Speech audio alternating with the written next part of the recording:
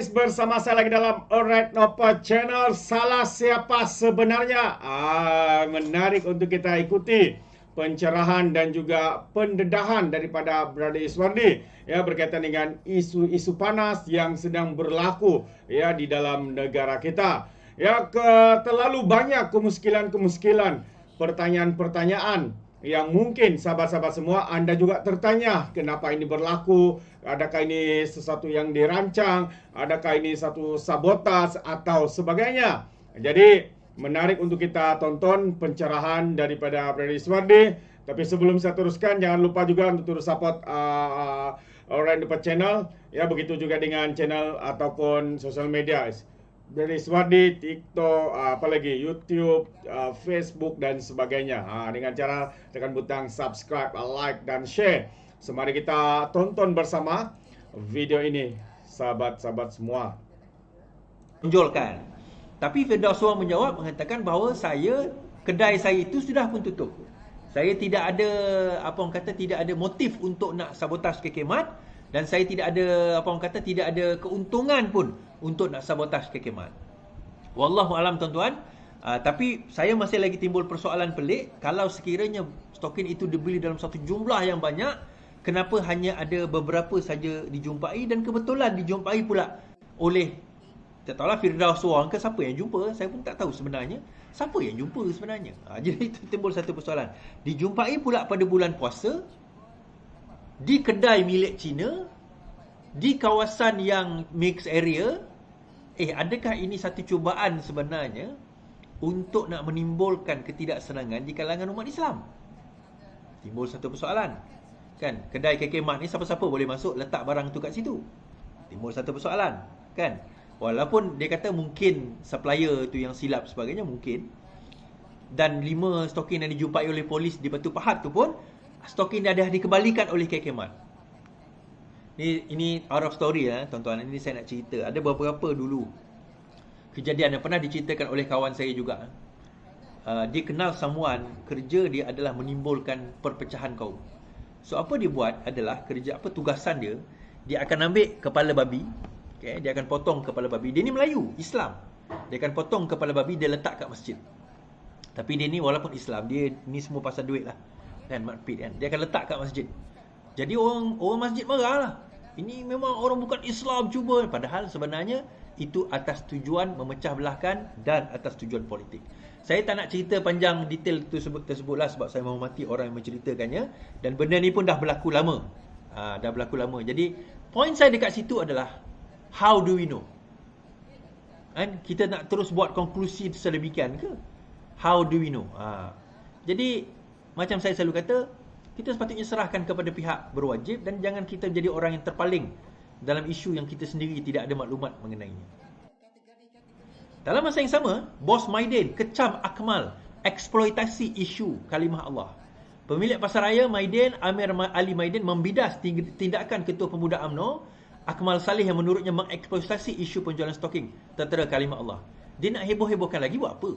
Sepatutnya parti politik jauhi daripada 3R. Kalau dah terjadi, kita tak mau bakar lagi, letak minyak tanah lagi, kata Amir.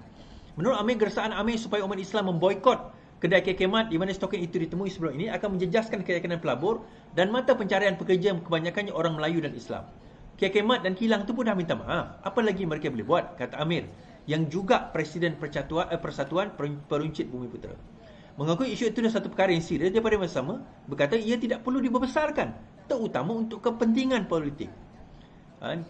Kontroversi bermula apabila gambar stokin tertera kalimah Allah dijual di kekemat Bandar Sandwich, Selangor tular di media sosial minggu lalu.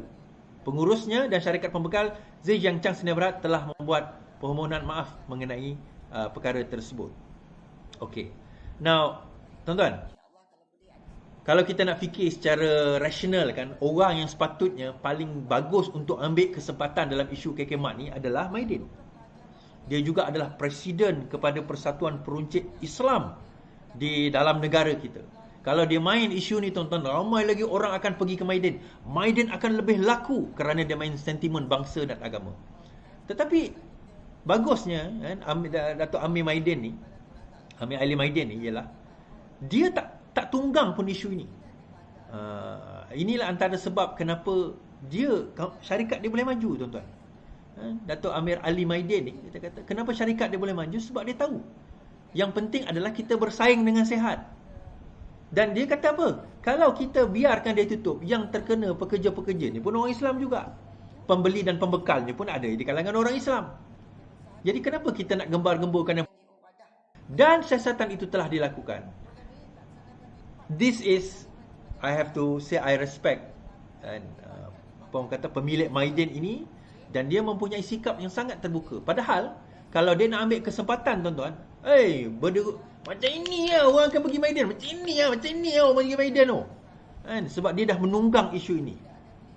Tapi ramai ahli-ahli politik kita, terutama yang terpaling, dia suka menunggang isu-isu ni. Saya tak kata Dr. Ahmad Saleh siapa-siapa lah, kan, suka menunggang isu, kan, untuk apa? Kononnya nak menampakkan dia paling hero lah di kalangan masyarakat Melayu dan juga di kalangan orang Islam, kan. Benda itu tak akan menaikkan politik. Tuan-tuan ingat tak dulu Malakat Mall, masa orang gaduh budak Melayu yang kena tangkap dan kena pukul Cina masa dekat Loyat tu, kan? Rupa-rupa cerita, datanglah geng-geng, dia kata Melayu kita telah dipukul oleh orang Cina dan sebagainya. Rupa-rupanya pecah cerita, budak tu pergi mencuri. Budak tu curi barang kat Loyat. Lepas tu kena tangkap. Of course, taklah kena belasah, tapi dia nak melarikan diri. Memang kena. Lepas itu bila dah ni geng-geng ni datang, dengan geng-geng politik pun datang, kononnya inilah dia bangsa lain yang cuba merosakkan kita, dia pun buat satu pasar raya yang alternatif sebelah daripada Loyat tu, tuan-tuan. Apa jadi dengan pasar raya tu? Akhirnya kedai tu pun cakap, kami beli daripada Loyat. So dia akan jadi balik kepada bisnes. So bisnes ni juga yang akan untung, bisnes dia orang juga yang akan untung. It's all about either business, menguntungkan setengah pihak, atau politik, dan menunggang isu-isu sebegini. So for me, no need lah, kan? Dah habis, biarkan habis lah. Alright? Okay, habis dekat situ. Saya nak bawa isu pasti ni sekejap je. Saya nak baca Ibrahim Tuan Man. Tuan Ibrahim Tuan Man menyatakan PAS sentiasa buka ruang tambah baik pasti. Timbalan Presiden PAS, Tuan Ibrahim Tuan Man mendakwa terdapat tekanan yang dibuat oleh pasti kepada pasti, sekolah rendah Trust Islam Seriti dan Sekolah Menengah Integrasi Islam Semiti kebelakangan ini. Hakikatnya kita mengalukan sebarang saranan dan sentiasa membuka ruang penambahbaikan. Institusi ini adalah jihad pendidikan. Jihad terus yang dilakukan PAS untuk negara. Kalau jihad, tuan-tuan, bayar gaji setimpal, bukan bayar gaji murah. Walau bagaimanapun tidak memperincikan butiran dakwaan, Tuan Ibrahim berkata PAS tidak pernah bebas daripada tekanan dan gangguan. Dipercayai mengulas tindakan Kementerian Kesuma dan Jabatan Tenaga Kerja Semenanjung Malaysia menyiasat pasal isu gaji dan guru-gurunya. Okey. Alright. Timbul satu persoalan hari itu, dia kata, adakah nanti inilah dia usaha kerajaan liberal, kerajaan kafe, kerajaan sekular yang untuk menutup pusat-pusat Islam, apa orang kata pertubuhan-pertubuhan Islam, pendidikan-pendidikan madrasah pondok Islam, dia kata. Tuan-tuan, kalau tutup, kenapa guru kafar tu masih ada? Kenapa sekolah-sekolah pondok itu masih ada? Kenapa? Tindakan itu diambil adalah kerana report yang dibuat oleh pekerja pasti sendiri, dan mereka telah pun menang. Ada di antara kalangan mereka dah menang saman terhadap terhadap pasti. Okay, itu yang pertama. Yang kedua, serbuan tersebut tidak akan menutup pasti. Ini kita kena ingat. Serbuan itu tak akan menutup pasti. Tetapi kalau mereka didapati bersalah, mereka boleh didenda. Dia tak akan tutup. Mereka tak ada kuasa pun menutup. Ini bukan Kementerian Kesihatan boleh tutup kedai. Kan? Ini bukan Kementerian Kesihatan boleh tutup kedai. Ini adalah what do you call that? Jabatan Tenaga Kerja, Jabatan Buruh. So tak ada kena-mengena. Jadi daripada situ, tak perlulah PAS dan ASA nak main sentimen, kita Islam terancam. Yalah tuan-tuan, terancam sangatlah Islam tu di bawah PAS. Bukan Islam terancam. Keuntungan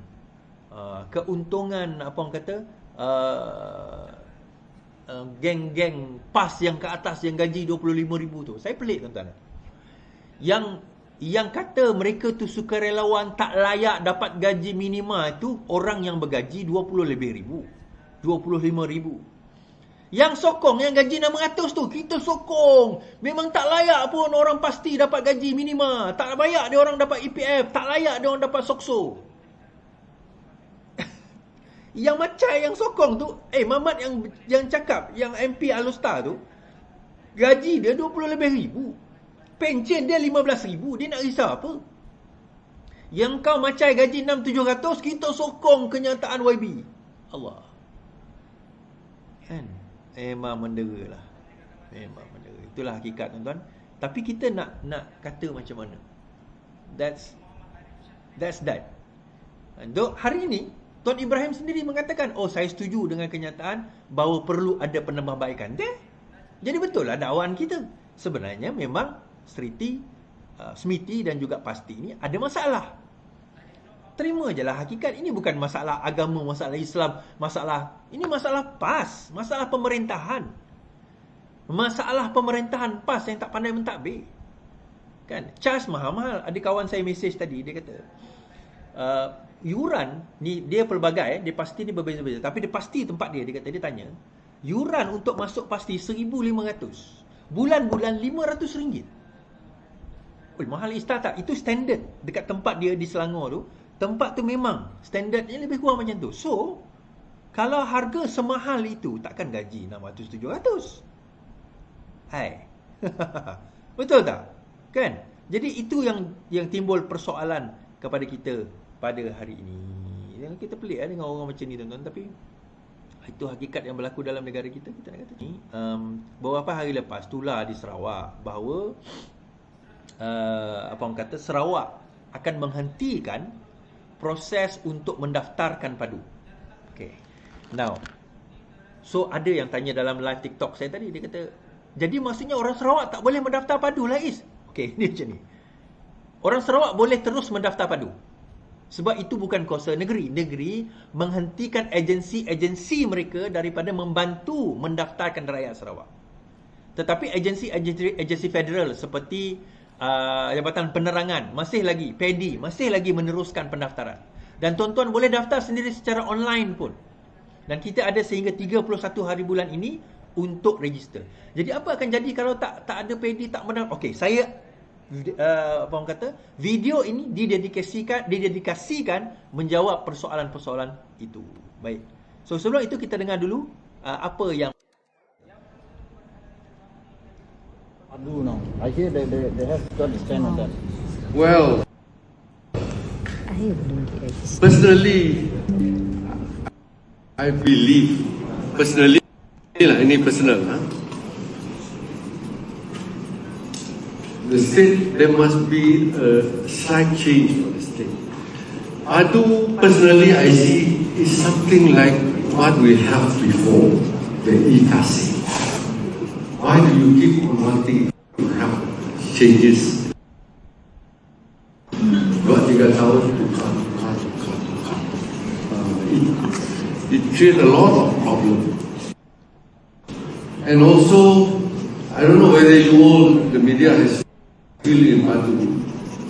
Practically, the moment you fill in, you bogerkan diri sendiri. Do you know that? Practically everything, information on you, your bank account, your house, everything, you teranjangkan. You know? Would you want to do that? I don't think that is the proper way to treat your citizen. Yeah. Okay. Dia panjang lah 5 minit. Saya tak akan go through 5 minutes punya speech. Baik. Okay. Now, dia kata, ditimbulkan persoalan kan, YB Abdul Karim Hamzah Asajaya, sepatutnya saya lawan dia lah gitu kan. Telah menimbulkan satu persoalan. Dia kata bahawa apa bezanya, saya pelik kan, padu ni apa bezanya dengan e-kasih, dia kata. Setiap 2 tahun nak kena tukar sistem. Tuan-tuan, saya tak faham adakah YB Karim sendiri tak, tapi itu dia kata on personal capacity dia lah. Tetapi even on his personal capacity, sekarang ini arahan dah keluar di seluruh Sarawak. Jadi saya tak rasa itu dia individual decision dia. Ini adalah keputusan bersama di peringkat atasan pimpinan GPS. Saya kata macam ni, bila dia kata padu itu tak ada beza dengan e-kasih, itu menunjukkan ignorant dia terhadap apa itu sistem padu. Jadi saya tak faham bagaimana satu sistem yang telah diluluskan oleh kabinet, di mana di dalam kabinet itu ada ahli-ahli parlimen GPS sendiri. Mereka sendiri tak menjelaskan kepada kerajaan negeri Sarawak tentang apa itu padu. Di Sarawak ada jabatan penerangan. Takkan dia orang tak bertanya kepada jabatan penerangan kalau tak faham? Tak faham tak apa. Kita bukan salahkan pun. Tapi mintalah penjelasan. Jangan terus ambil tindakan untuk hentikan. And the best thing is, tuan-tuan, benda itu dihentikan beberapa minggu sebelum ditarikh tutup 31 hari bulan Mac. Sedangkan pelancaran padu ini berlaku pada 3 hari bulan Januari dah berlaku. Kenapa sekarang baru nak minta ditutup? Baru tak nak laksanakan. Kenapa? Kenapa setelah 3 bulan kemudian, 2 bulan lebih? Jadi itu timbul satu persoalan kepada kita. Baik. So dia mengatakan dia kata sama macam Ikasai. Itu menunjukkan sebenarnya dia tak faham padu itu apa. Okey? Sebenarnya dia tak faham padu itu apa. Baik. Ini adalah jawapan saya kepada apa itu padu, dan Perdana Menteri pun telah meminta Rafizi menerangkan sekali lagi kepada kabinet apa itu padu. Tetapi sebelum Rafizi terang pada kabinet, saya akan buat jawab soalan-soalan kepada padu, dan di dalam soalan lazim pun dah ada dah sebenarnya. Kan? Tetapi kita jawab satu persatu. Baik. Apa itu padu? Pengkalan data utama atau padu merupakan pengkalan data yang mengandungi profil penduduk warga negara dan pemastartin tetap yang menetap di Malaysia bagi membantu kerajaan dalam melaksanakan data secara bersasar. Itu jawapan ringkasnya. Jawapan tuntasnya adalah padu adalah satu sistem yang centralized, yang mengcombinkan, yang mencantumkan kesemua data-data kerajaan sekarang ini bersepah. Padu telah mengambil data daripada lebih 300 agensi di seluruh Malaysia, termasuk SOCSO, JPJ, LHDN, KWSP,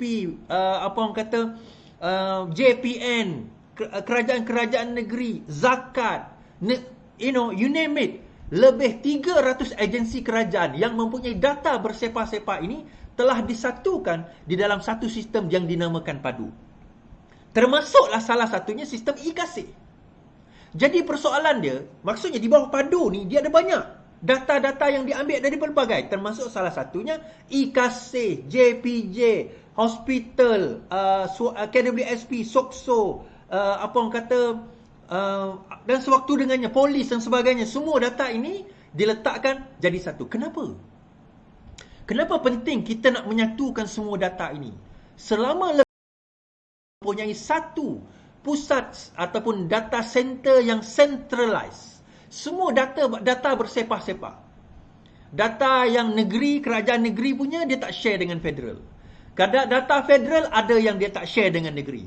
Ada di kalangan kementerian ini, data mereka tidak share di antara satu sama lain. JPN tak share dengan dengan contohnya JPJ, tak share dengan LHDN. Jadi banyak data-data ini. Contoh, ada yang meninggal, SPR, ada yang meninggal, masih ada nama dia di dalam pengundi. Contoh, ada orang kata dulu, ini SPR cuba menipu. Bukan sebenarnya. Sebab menipu satu hal lah, tapi sebab tidak ada satu data yang sentral. So sekarang ini di bawah Rafizi, yang orang dok sebut formula dia, dan ini disebut sebelum kami jadi kerajaan, untuk kita selesaikan masalah kemiskinan dan untuk menyelesaikan masalah supaya subsidi sampai kepada rakyat dan tidak sampai kepada orang yang salah, kita perlukan data yang bersepadu. Dan inilah telah diusahakan dan sekarang ini telah berjaya. Okey, itu adalah padu. Adakah ia sama dengan Ikasai? Tak sama langsung. Padu adalah central system. Ikasai salah satu data yang diambil. Diambil dan diletakkan di dalamnya. Baik. Timbul persoalan. Adakah padu ini selamat? Baik. Kita cerita selamat ni, tuan-tuan. Sebab YB Karim tadi membangkitkan isu bogil. Adakah anda nak membogilkan data anda? Membogilkan ini tak patut pada masyarakat, tuan-tuan. Tuan-tuan ada TikTok, tuan-tuan ada Facebook, tuan-tuan ada Google, tuan-tuan pergi Shopee, tuan-tuan beli Lazada, tuan-tuan beli Grab, ada Touch and Go, tuan-tuan ada Sarawak Pay. Itu semua ambil data tuan-tuan. Tuan-tuan pernah persoalkan tak selamat ke tidak? Sedangkan data itu bukan kerajaan yang pegang. Data itu company yang pegang. Saya ambil contoh Sarawak Pay dan YB Karim patut lihat sama ada Sarawak Pay ni membogelkan rakyat atau tidak. Kita nak compare. Yang mana satu membogelkan rakyat. Sarawak Pay dibangunkan oleh sebuah syarikat. Apa orang kata? Okay. Sarawak Pay ni saya bacakan kenyataan yang saya bawa hari ni. Saya tulis di dalam Facebook saya hari ni. Apa itu Sarawak Pay? Dan saya tak salahkan Sarawak Pay, cuma kalau YB Karim argue bahawa padu ini membogelkan rakyat, saya nak tanya kepada YB Karim, bagaimana pula dengan Sarawak Pay? Kan? Bagaimana pula dengan Sarawak Pay? Okey. Sarawak Pay adalah, atau SP adalah satu sistem pembayaran tanpa tunai yang dibangunkan oleh SiliconNet Teknologi Sdn Bhd, sebuah anak syarikat di bawah syarikat Sarawak Information System Sdn Bhd atau SAINS yang dimiliki sepenuhnya oleh Kerajaan Negeri Sarawak. Okeylah Is. Kerajaan Negeri Sarawak punya. So apa masalahnya? Baik. Namun begitu, Silicon Technologies tidak menggunakan perkhidmatan payment gateway mereka sendiri. Sebaliknya, pada April 2019, Silicon Technologies telah menandatangani MOU dengan sebuah syarikat yang dinamakan UnionPay, disaksikan sendiri oleh Abang Joe. Nah, soalan kita, siapa UnionPay? UnionPay adalah sebuah syarikat yang dimiliki sepenuhnya oleh kerajaan China yang berpengkalan di Shanghai. Malah di dalam website SP sendiri, dalam laman Private Policy Sarawak Pay, SP yang menulis, untuk menyediakan anda dengan perkhidmatan pemberitahuan dorongan ataupun notification service, SP Global mengintegrasikan dengan Jiguang J-Push Perisian Pembangunan Kit SDK yang akan mengumpul maklumat peranti anda. Bermakna maklumat peranti anda akan dikumpul oleh sebuah syarikat dinamakan Jiguang J-Push Jiguang yang menyediakan perkhidmatan perisian J-Push. Okey? Jiguang adalah sebuah syarikat di China yang beroperasi menyediakan platform keuangan tanpa tunai yang dikenali sebagai UnionPay yang dimiliki 100% oleh kerajaan China. Now, timbul dia kata, okey, itu Sarawak Pay. Sekarang kita tengok padu pula. Sistem padu dibangunkan sepenuhnya oleh penjawat awam dari 3 agensi utama. Kementerian Ekonomi, Jabatan Perangkaan, Unit Permodenan Tabiran dan Perancangan Pengurusan Malaysia atau MAMPU dengan penglibatan data lebih dari 300 institusi kerajaan. Soalan saya, Sarawak Pay dengan padu, yang mana lebih selamat, tuan-tuan? Dari segi data, kalau nak dibogel dengan tu, yang mana lebih selamat? Kan? Jadi kalau kita nak cerita, bukan saya nak perkecilkan Sarawak Pay, tak. Tapi poin saya adalah, kalau YB Karim nak persoalkan tentang membogelkan data, YB Karim kena persoalkan Sarawak Pay terlebih dahulu, sebelum dia nak mempersoalkan padu. Bagaimana data kita, peranti kita boleh dijaga oleh sebuah syarikat yang dimiliki 100% oleh kerajaan China? Silakan. Okey, soalan seterusnya. Apakah data boleh bocor? Now, tuan-tuan, ada yang berkata, dan soalan ini telah dijawab oleh Rafizi pagi tadi, dia kata, apa jaminan kerajaan data tidak akan bocor? Saya nak kerajaan jamin, bagi satu surat mengatakan kalau bocor boleh kena sesuatu. Tuan-tuan, pernah tuan-tuan sign dekat Google, dekat Facebook, dekat TikTok, kalau data bocor maka kita boleh saman? Pernah tak? Kenapa tak pernah ada benda tu? Sebab tuan-tuan, dalam dunia ni tidak ada satu sistem pun yang mengatakan dia tak boleh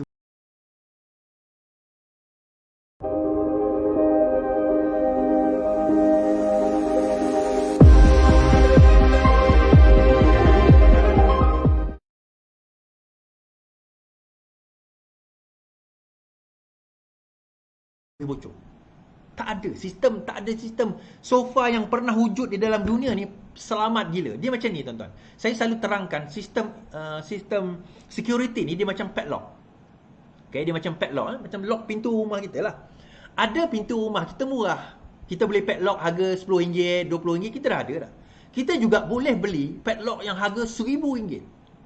Kan? RM100,000 contohlah. Kan? Saya tak tahulah padlock RM1,000. Tapi ribuan ringgit. So apa beza padlock harga RM1,000 ataupun kunci rumah harga RM1,000 dengan kunci rumah harga RM10? Bezanya adalah pada sukarnya pencuri itu nak masuk. Dan menurut Rafizi, berjuta kali orang memang melalui DDoS, melalui apa orang kata, melalui kaedah-kaedah hacker, dia nak cuba untuk pecah masuk di dalam padu. Malah daripada Januari sampai sekarang tak ada seorang pun yang berjaya. Tapi ada itu Ngakoming mengatakan dia ada dalam cari dia kata ada sistem padu telah berjaya dihack. Itu bukan sistem padu yang ada sekarang. Itu padu di bawah agensi. Nama dia padu juga tapi bukan padu yang ini. Kemudian ada seorang kata, pendakwah teknologi dia kata saya telah berjaya mendaftarkan data-data ini di dalam padu. Tuan-tuan, perasan tak pada data terakhir itu tuan-tuan kena buat KYC, know your customer, pegang IC. Tuan-tuan boleh masuklah data apa sekalipun, akhirnya verification itu pada bila tuan-tuan pegang IC. Data yang awal tu tak akan valid without data IC. Saya pelik lah kalau pendakwah teknologi tak faham KYC tu kan. Kan? Alright, dan untuk nak menunjukkan kalau kita cerita bocor ni tuan-tuan, takut tuan-tuan kata saya nipu pula. April 2019, Abang Joe menandatangani memorandum understanding antara Union Pay International dan juga Silicon Neck Technologies Sendirian Berhad. Kan? Itu soalan yang seterusnya. Now, baik. Soalan seterusnya. Apa akan jadi kalau saya enggan mendaftar dengan padu? Saya tak nak daftar dengan padu. Saya enggan mendaftar dengan padu. Baik, saya jawab soalan ini. Pertama sekali, sebenarnya data tuan-tuan dah ada dalam padu. Sebab itu bila cerita bocor tadi, dia takkan bocor. Macam mana tak bocor? Sebab data tu memang tuan-tuan dah bagi. Dah ada dalam padu dah. Kan saya kata tadi bahawa padu ni mengambil data daripada lebih 300 agensi kerajaan dan meletakkan sentral di bawah satu agensi kerajaan. Sebenarnya data tuan-tuan dan puan-puan semua dah ada dalam padu. So kalau tuan-tuan dan puan-puan tak nak tak nak update padu, so data tuan-tuan dan puan-puan hanya akan paling latest adalah pada bulan tahun 2021 tahun 2022. Sebab 2021-2022 adalah last kali kita buat bancian. Okey, jadi data itu pada itu je lah. Jadi katakanlah daripada tahun 2022 sampai sekarang, katakanlah tuan-tuan dah tukar kerja, tuan-tuan dah berhenti kerja, mungkin masa tu bujang, sekarang dah kahwin, masa tu tak ada anak, sekarang dah ada anak, masa tu mungkin anak 1, 2, 3, sekarang dah ada 3, 4, 5 orang anak. Takkanlah ada masa 2 tahun kan. Tambah lagi seorang anak contoh, masa tu kahwin, sekarang cerai. Masa tu ada pendapatan, sekarang tak ada. So, yang sekarang ini tak ada update lah. Jadi, kerajaan nanti kalau nak buat keputusan, contoh pemberian subsidi dan sebagainya kepada golongan B80, dia tak ada B40 dah. B80 atau T20, maka dia hanya bersandarkan kepada data 2021-2022. Jadi, katakanlah pada tahun 2021, tuan-tuan ni T20. Masuk tahun 2023, tuan-tuan bankrupt jadi B40. Sebabkan tuan-tuan tak nak update data tersebut, maka data itu masih anggap tuan-tuan dan puan-puan sebagai T20. Saya memang tak nak sebab aku tak dapat pun. Dan tak apalah. Rafizi pun kata tadi, kalau tuan-tuan rasa tuan-tuan T20 memang tak layak dapat subsidi, dan tak payah update pun tak apa. Sebab data tuan-tuan memang dah ada. Habis kenapa Rafizi paksa juga? Dia bukan Rafizi paksa. Kita nak dapat seakurat mungkin data. Seakurat mungkin data. Mungkin tuan-tuan dalam IC tuan-tuan duduk kat Kelantan. Tapi tahun ini tuan-tuan dah pindah dekat Selangor. Mungkin tuan-tuan IC dekat Kuching. Tapi tahun ini dah pindah dekat Miri. Jadi daripada segi bantuan nanti kita akan permudahkan. Kerana kita tahu di mana tuan-tuan berada. Okay, tahu pertama. Yang kedua, ada yang kata, adakah ini menggantikan banci? Itu soalan seterusnya. Adakah ini menggantikan banci? Jawapannya tidak. Padu tidak menggantikan banci, tetapi memudahkan banci. Bancian ini tuan-tuan, bila kerajaan Dosem buat bancian, dia mengambil masa 1.5 tahun nak buat banci. 1.5 tahun nak habiskan 22 juta penduduk 18 tahun ke atas. Itu pun bukan semua boleh pergi. Bermakna, dalam tempoh 1.5 tahun itu, Orang yang interview pertama tu by the time setahun setengah, dan mungkin data dia dah tak valid dah. Dah outdated dah data dia. Jadi bayangkan sekarang ini, kalau by the end of this week, 13 bulan ni, kita dapat 10 juta. Sekarang ada 7 juta data sudah dapat. Kita dapat 3 juta lagi data. Katakanlah by the end of 31 bulan, kita dapat 10 juta data. Bancian nanti tak perlulah kepada 22 juta. Dia hanya fokus kepada 10 juta yang tak mendaftar lagi. Jadi kerja itu lebih pendek. Masa itu lebih singkat, lebih efisien. Kan?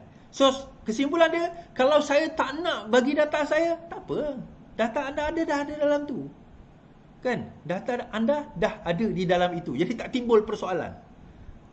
Okey. Jadi adakah kalau orang Sarawak tidak mendaftar, maksudnya kerajaan negeri dah buat arahan tidak boleh tidak mendaftarkan, maksudnya rakyat Sarawak semua tak ada data? Tak. Rakyat Sarawak semua dah ada data.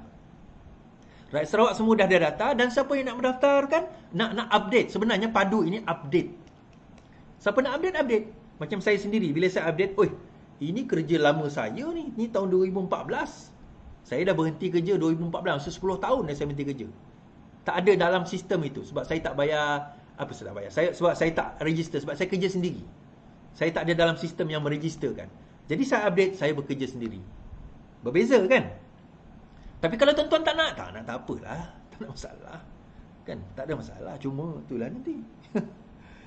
Alright. Now, timbullah satu lagi persoalan. Adakah padu itu tidak ikut regulasi PDPA? Ini antara yang menyoalkan ni orang PKR sendirilah. Tuan-tuan, padu tidak terikat dengan PDPA. Padu ini terikat dengan OSA, Official Secret Act, Akta Rahsia Rasmi Kerajaan. PDPA, kalau PDPA dia sebenarnya konsen je, dan dia tertakluk kepada orang bukan kerajaan. OSA ni lagi tinggi daripada PDPA, tuan-tuan. Kalau pegawai kerajaan bocorkan rahsia dalam padu ni, atau mana-mana, bukan padu je, mana-mana data kerajaan, diorang boleh dipenjarakan sehingga seumur hidup, tahu tak?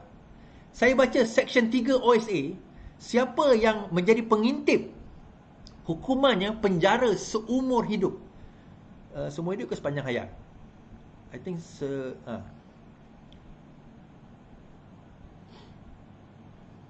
imprisoned for life. Seumur hidup. Dia dipenjarakan seumur hidup. Itu Section 3 OSA. Section 41 bagi kesalahan yang lain, yang mendedahkan dokumen, mengambil gambar, itu silap, penjara 1 tahun sehingga 14 tahun. Section 81, 1 hingga 7 tahun.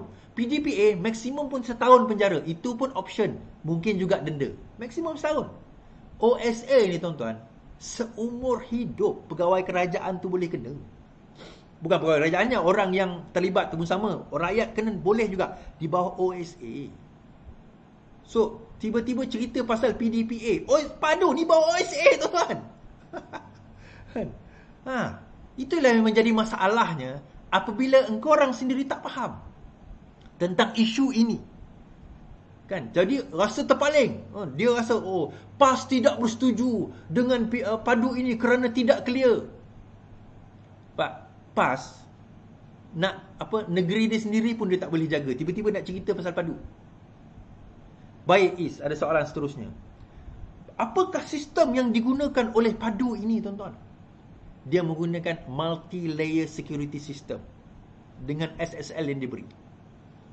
Kalau siapa dalam sistem IT, dia tahu multi-layer. Sebab itu tuan-tuan tak boleh tengok semua. Kalau tuan-tuan buka padu tu, tuan-tuan nampak sebahagian kecil je data, tuan-tuan. Sebenarnya dekat bawah tu banyak lagi data-data dia yang padu tak declare, tak expose. Sebab dia ada multi-layer. Nah, berapa kos padu ni is? Kos padu ni murah sebab dia bukan bagi pada third party. Development itu dibuat di dalam kerangka kerajaan itu sendiri. Mungkin dia bayar server, mungkin dia bayar SSL, mungkin dia bayar dia punya security system, mungkin dia bayar a few things lah dia nak beli. The rest internally developed. Okay, internally developed. So apa lagi soalan?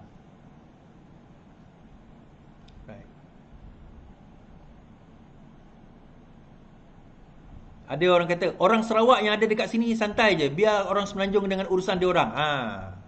Kenapa biar orang Semenanjung dengan urusan kau diorang? Kalau orang Semenanjung maju, kau tak nak orang Sarawak maju sekali. Kalau orang Semenanjung dapat bantuan, kau tak nak orang Sarawak dapat bantuan sekali. Habis kalau orang Sarawak tak dapat bantuan, nanti siapa nak bagi bantuan? YBGPS. Kan? Okey. Saya buka soalan. Kalau ada tuan-tuan ada soalan dekat komen, saya akan try jawab mana yang boleh lah.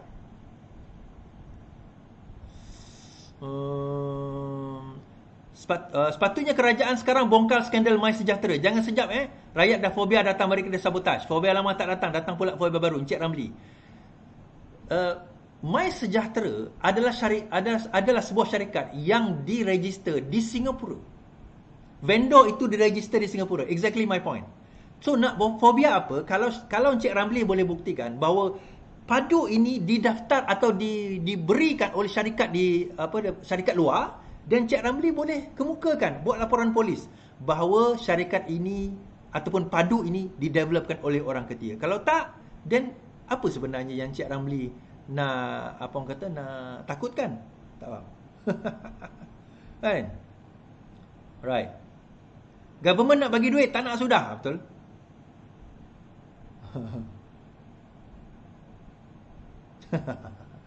Okey. Sam. Betul. Okey, nasib baik. Sam, betul ke subsidi minyak akan ditarik balik? Okey, ni soalan yang beberapa hari ni viral juga. Okey, asal perkataan subsidi minyak ditarik balik ni, dia kata ada satu portal. Saya pergi kat portal tu. Saya klik portal tu, saya tengok dia pergi kepada satu website berita harian. Di dalam portal berita harian tu mengatakan kerajaan akan jimat 29 bilion kalau subsidi minyak RON 95 dimansuhkan. Itu artikel itu. Isu dia bila saya baca komen, semua majority komen itu hanya baca heading, dia tak baca tak baca headline. Tak baca isi.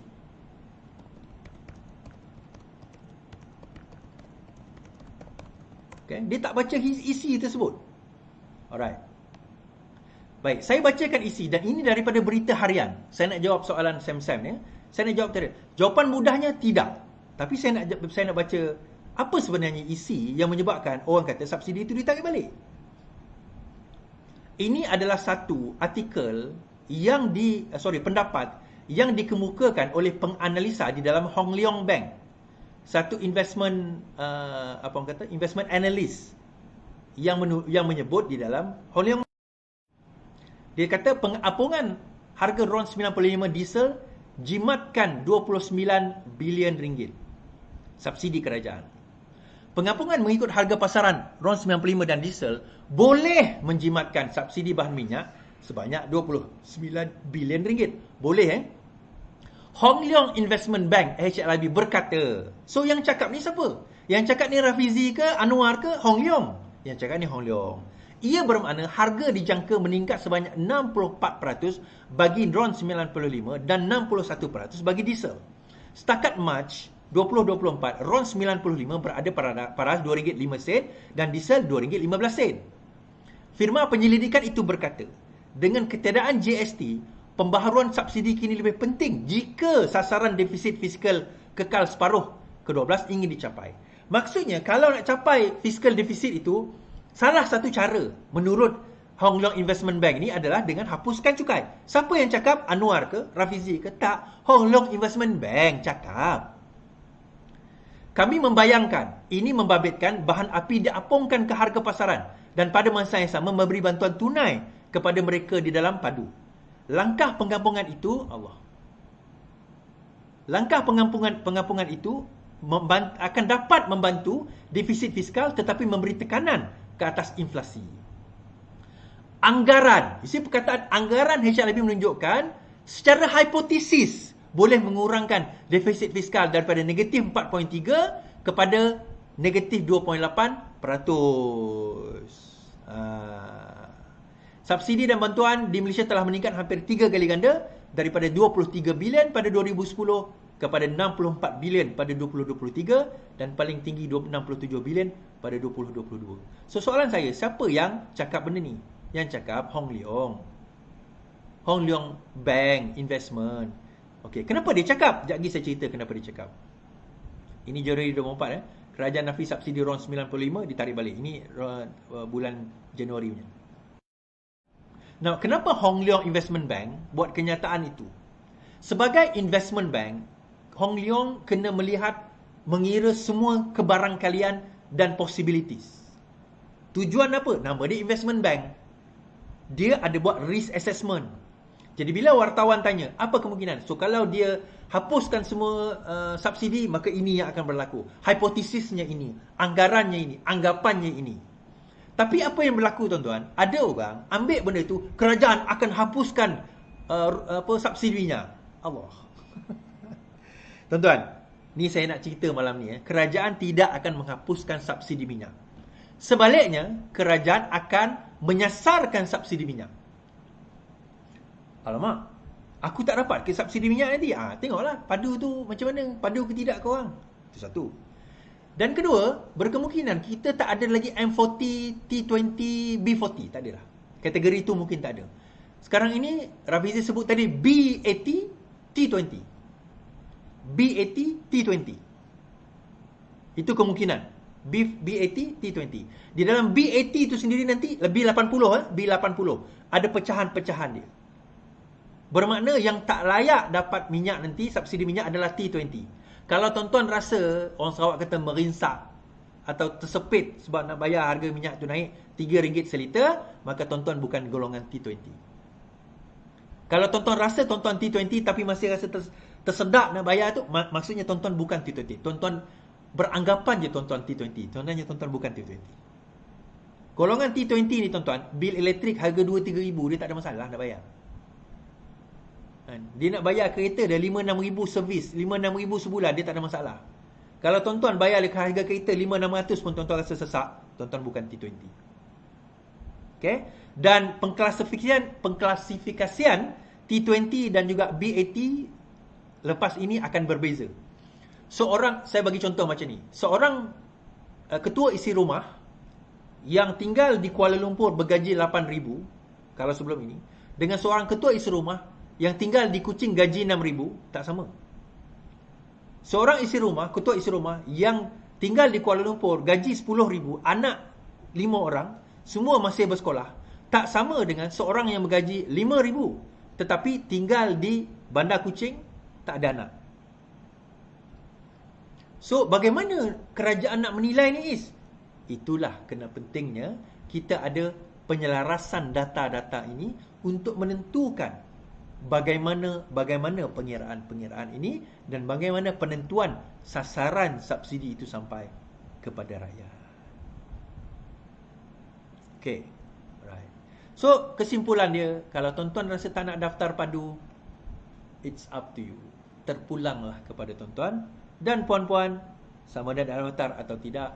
Terpulang kepada kerajaan negeri Sarawak, nak teruskan atau tidak. Tapi saya tutup dengan inilah tuan-tuan. Kenapa agaknya Sarawak rasa risau? Tak tahulah, bukan Sarawak. Well, tak apalah. I've said it anyway. Saya rasa kemiskinan di Sarawak sekarang ini under-report. Kemiskinan di Sarawak is actually under-report. Dan saya percaya dengan padu.